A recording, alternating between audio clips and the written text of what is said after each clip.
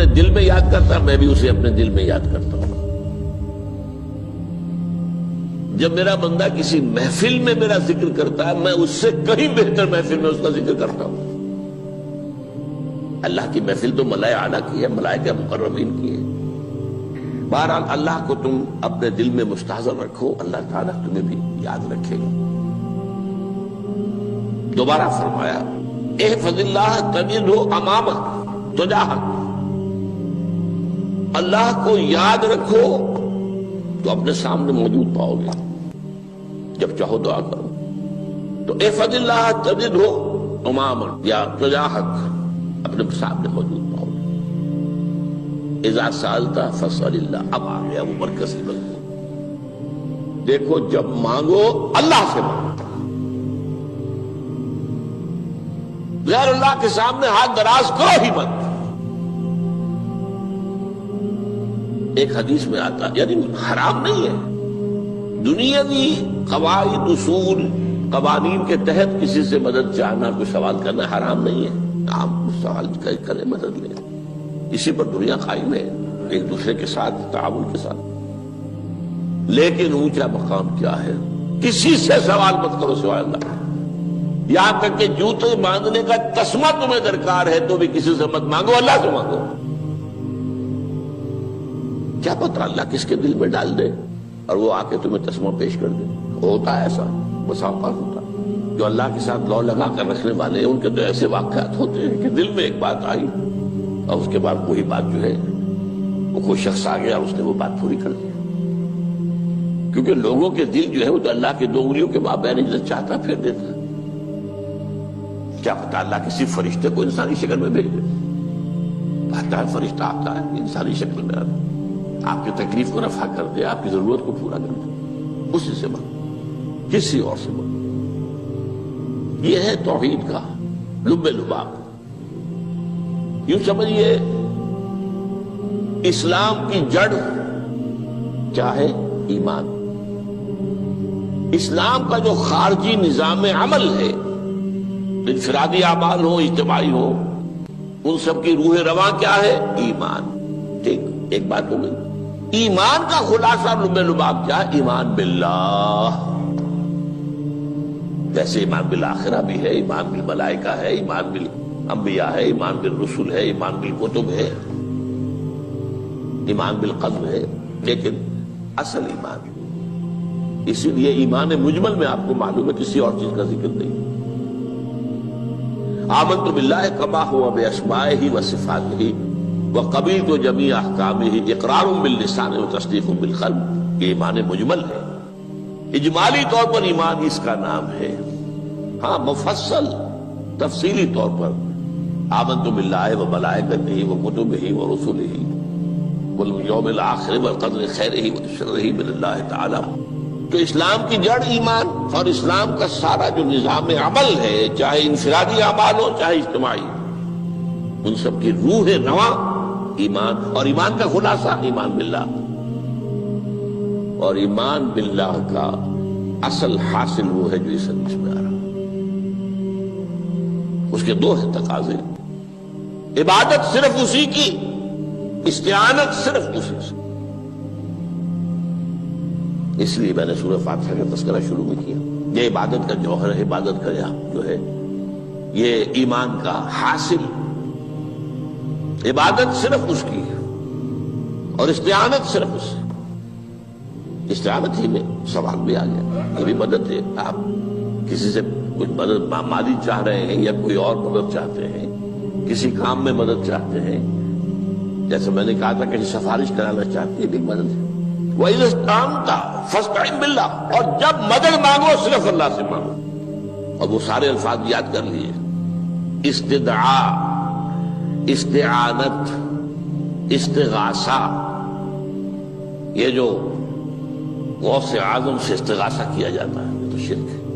استغاثہ اللہ سے، دعائی اللہ کی، اس اعتبار سے استمداد، استعانت، استدعاء، استغاثہ، یہ سب اللہ سے، صرف اللہ سے۔ عبادت صرف اللہ، ایاک نعبد، اور استعانت صرف اللہ سے۔ مانگو صرف اللہ سے، جب مدد طلب کرو صرف اللہ سے، اور جان لو اگر تمام لوگ جمع ہو کر تمہیں کوئی فائدہ پہنچاؤں گے نہیں پہنچا سکتے، الا بشیء قد کتب اللہ لک وان اجتمعوا علی ان یضروک بشیء لم یضروک الا بشیء قد کتب اللہ علیک، اگر سب مل کر چاہے تمہیں کوئی نقصان پہنچا دے نہیں پہنچا سکتے مگر وہی کچھ جو اللہ نے تمہارے لیے لکھ دیا۔ اب بتائیے خوف کی جڑ کٹ جائے گی کہ نہیں؟ یہ جو ایمان جو ہے یہ خوف اور حزن دونوں سے نجات دلانے والی بات ہے۔ جو حقیقی مومن ہے وہ اللہ کا ولی ہے، حقیقی مومن وہ اللہ کا ولی ہے، اور الا ان اولیاء اللہ لا خوف علیہم ولا هم يحزنون۔ یہ اولیاء اللہ کو علیحدہ مخلوق نہیں ہے، کوئی ان کے سر پہ سینگ نہیں ہوتے، انسان ہی ہوتے ہیں، لیکن حقیقی معنی میں مومن ان اعتبارات سے جو آج ہم پڑھ رہے ہیں ایمان اس درجے کا پہنچ گیا تو اللہ کا ولی ہے۔ اور لوگ کے لیے خوف کس بات کا ہوگا؟ کس سے خوف کروں؟ اس کے ہاتھ میں کچھ ہے ہی نہیں، اور اگر کچھ اللہ نے میرے لیے لکھ دیا وہ آ کر رہے گا، چاہے میں لاکھ گڑ گڑاؤں اور اس کے سامنے کہ مجھے چھوڑ دے، اگر اللہ نے لکھا وہ آئے وہ تو آئے گا، تو کاہے کو اس کے سامنے گڑ گڑانا، کاہے کو جبرسائی کرنا اس کے سامنے، اور کسی کے ہاتھ میں کچھ ہے ہی نہیں، میرا خیر ہے ہی نہیں، کاہے کو خوشامد کروں اس کی۔ اور سنیے، رفعت الاقلام، دیکھو نوجوان، قلمیں اٹھا لی گئی ہیں، وجفت الصحف، اور جو رجسٹر ہیں صحیفے ان کی سیاہی خشک ہو چکی ہے۔ یہ ہے وہ اللہ کا علم، اس میں ہر شے لکھ دی گئی ہے، اس کی قلم اٹھا لیے گئے۔ جیسے آپ کو معلوم ہے امتحان ہوتا تھا، 3 گھنٹے ختم ہو گئے، اسٹاپ رائٹنگ، بس اب قلم رک جانا چاہیے۔ وہ قلم تو تقدیر کا کاتب جو ہے وہ قلم اس کا اب اٹھا لیا گیا، اور جو صحیفے جن پر یہ لکھا گیا وہ خشک بھی ہو گئے۔ یہ تو روایت ہے جو امام ترمذی نے جس کو روایت کیا، یہ متن ان کا ہے جو ہم نے پڑھا ابھی، اور ان کا قول یہ ہے کہ یہ حدیث حسن صحیح ہے، لیکن یہی روایت اور انہی راوی سے عبداللہ ابن عباس سے رضی اللہ تعالیٰ عنہما اور بھی محدثین نے کی ہے، اس میں سے ایک اور متن جو ہے وہ یہاں پر امام نووی نے دے دیا ہے۔ احفظ اللہ تجدہ امامک، یہ تو پہلا وہ ٹکڑا تھا، وقت تو جاہک تھا، یہاں امامک ہے، امام مطلب ایک ہی ہے، اپنے سامنے پاؤ گے۔ اللہ کی حفاظت کرو، اللہ کو دل میں، اللہ کی یاد کو محفوظ رکھو، گویا کہ اللہ کو مستحضر رکھو۔ ذکر اللہ کے معنی کیا ہے؟ استحضار اللہ فی القلب، یہ ذکر اللہ ہے۔ جنہیں ہم ذکر سمجھ بیٹھے ہیں وہ ذکر کے ذریعے ہے۔ اقیم الصلاۃ لذکری، نماز قائم کرو میری یاد کے لیے، نماز ذریعہ ہے یاد کا۔ یہ علیحدہ بات ہے کہ آپ نے 17 رکعتیں بھی پڑھ لی ہو عشاء کی اور یاد آپ کو آئی ہی نہیں کوئی، آپ تو ایک میکینیکل انداز میں جو ہے وہ اٹھک بیٹھک کر رہے ہیں اور آپ کی زبان سے کچھ بھی نکل رہا ہے، تو اس کا آپ کے شعور سے، دل کی گہرائی سے کوئی رابطہ ہے ہی نہیں، وہ ذکر تو نہیں ہوا۔ ہاں نماز فرض تھی وہ ادا ہو گئی، آپ کی ایک فرض ادا ہو گئی۔ تو جنہیں ہم نے ذکر سمجھا وہ ذرائع ذکر ہے، اللہ اللہ سبحان اللہ زبان سے، یہ تاکہ اس کے نتیجے میں وہ ذکر حاصل ہو جائے۔ استحضار اللہ فی القلب، ذکر کے معنی ہے استحضار اللہ فی القلب۔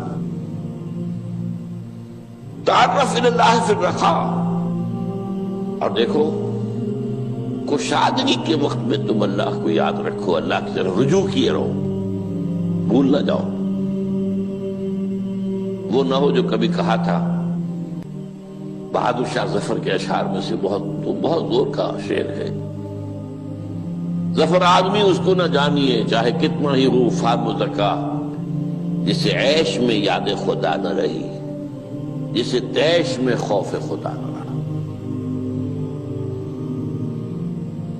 وہ ہے کشادگی کی حالت میں، جبکہ تمہارے لیے کشادگی ہے، اللہ کی طرف رجوع کیے رکھو۔ یعرف کا فی الشدہ، تو اللہ اپنی توجہ تم پر رکھے گا شدت کے وقت میں، جب تمہیں کوئی تکلیف ہے اس تکلیف کو تم پر آسان کر دے گا۔ تکلیف تو آنی ہے، جو لکھی ہوئی ہے وہ تو آئے گی، لیکن یہ کہ اللہ تعالیٰ اس کی شدت کو، ایک ہی چیز ہے جس کو ایک انسان بہت شدت کے ساتھ محسوس کر رہا ہے، دوسرا آدمی اتنا نہیں محسوس کر رہا ہے، احساس کا معاملہ ہوگا نا۔ وہ تو اصل میں اگر انسان کی نرز کٹی ہوئی ہے تو احساس ہوگا ہی نہیں، سرے سے ہی نہیں ہوگا۔ تو اس اعتبار سے اللہ تعالیٰ تمہارے لیے وہ شدت کی کمی کر دے گا۔ وَاعْلَمْ أَنَّمَا أَخْطَأَكَ لَمْ يَكُنْ لِيُصِيبَكَ، اور جان لو جو چیز تم سے چھوٹ گئی ہے، رہ گئی ہے، وہ ہرگز تمہیں ملنے والی نہیں تھی۔ اب آپ نے کسی ملازمت کے لیے درخواست دی ہے، درخواستیں مانگی گئی ہیں، اپنی سی محنت کر لی، نہیں ملی ملازمت، اب آپ بیٹھے ہوئے افسوس میں، رنج میں، غم میں، فلاں نے یہ کر دیا، فلاں نے یہ کر دیا، وہ فلاں جو ہے بڑی تکڑی سفارش لے آیا تھا، فلاں نے رشوت دے دی۔ چھوڑو میاں اس کو، وہ تمہارے لیے نہیں تھی۔ کاہے کو اپنے ذہن کے اندر یہ کھچڑی پکا رہے ہو بیٹھے ہوئے؟ خواہ آپ شاید سوء ظن میں بھی مبتلا ہو رہے ہو، کسی نے نہ رشوت دی اور آپ سمجھتے ہو کہ رشوت دی ہے اس نے۔ یہ ساری چیزیں جو ساری سیئات، ان کی جھٹپٹ ہے۔ وَاعْلَمْ أَنَّمَا أَخْطَأَكَ لَمْ يَكُنْ لِيُصِيبَكَ وَمَا أَصَابَكَ، اور جو چیز تم پر آ گئی، لَمْ يَكُنْ لِيُخْطِئَكَ، ہو ہی نہیں سکتا تھا کہ وہ تم پر نہ۔ یہ کر لیتا تو ہو جاتا، شاید یہ کر لیتا، میں نے ٹیکا پہلے لگوا دیا ہوتا تو یہ بات نہ ہوتی۔ بھائی وہ جو ہونا تھا وہ ہونا تھا۔ اب یہ وہ چیز ہے جس سے انسان میں کیفیت پیدا ہوتی، تسلیم و رضا۔ ہم بھی تسلیم کی خو ڈالیں گے، بے نیازی تیری عادت ہی صحیح، اے اللہ جو تو نے چاہا مجھے قبول ہے۔ اسی لیے میں نے آپ کو آیتیں سنائی سورۃ تغابن کی، ما اصاب من مصیبت الا باذن اللہ، کوئی مصیبت نہیں آتی مگر اللہ کے اذن سے۔ وَمَن یؤمن باللہ یہد قلبہ، جو اللہ پر ایمان رکھتا ہو اللہ اس کے دل کو ہدایت دے دیتا ہے۔ ہدایت کس بات کی؟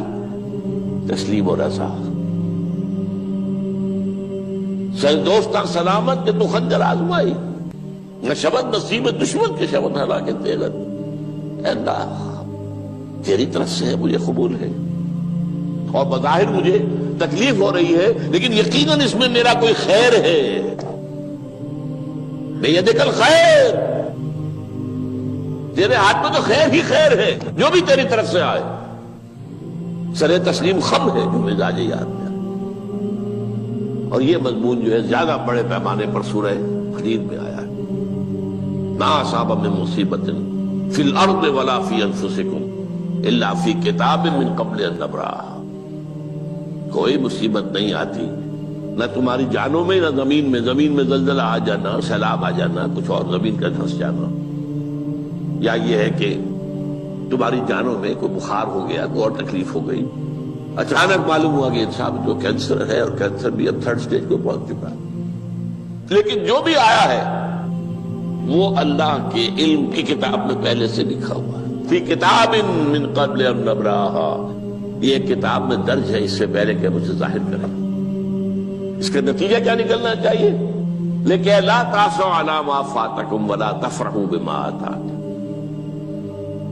افسوس نہ کیا کرو جو تم سے جاتا رہے، چھوٹ جائے، کوئی عزیز فوت ہو گیا، کوئی موقع ہاتھ سے نکل گیا، ارے بھائی میں چوک گیا، بڑا موقع تھا، اب اس پر افسوس کر رہے ہیں؟ نہیں، جو چیز لیکن لا تأسوا علی ما فاتک ولا تفرحوا بما آتاک، جو اللہ تمہیں دے دے اس پر اتراؤ مت۔ وما اصابک لم یکن لیخطئک واعلم ان النصر مع الصبر، اور جان لو اللہ کی مدد صبر کے ساتھ آتی ہے، جو آئے اس کی طرف سے جھیلو۔ زبان پر کلمہ شکوہ اور شکایت نہ آئے، اللہ سے شکایت نہ آئے، تسلیم و رضا، جو تیری رضا ہے۔ تیری صحت ہمیں منظور ہے، لیکن اس کو مولانا محمد علی جوہر ایک مرتبہ جیل میں گئے، ایک بیٹی بیمار ہوئی، فوت ہو گئی، اس کے بعد دوسری مرتبہ پھر جیل میں گئے، دوسری بیٹی کو وہی بیماری ہوئی،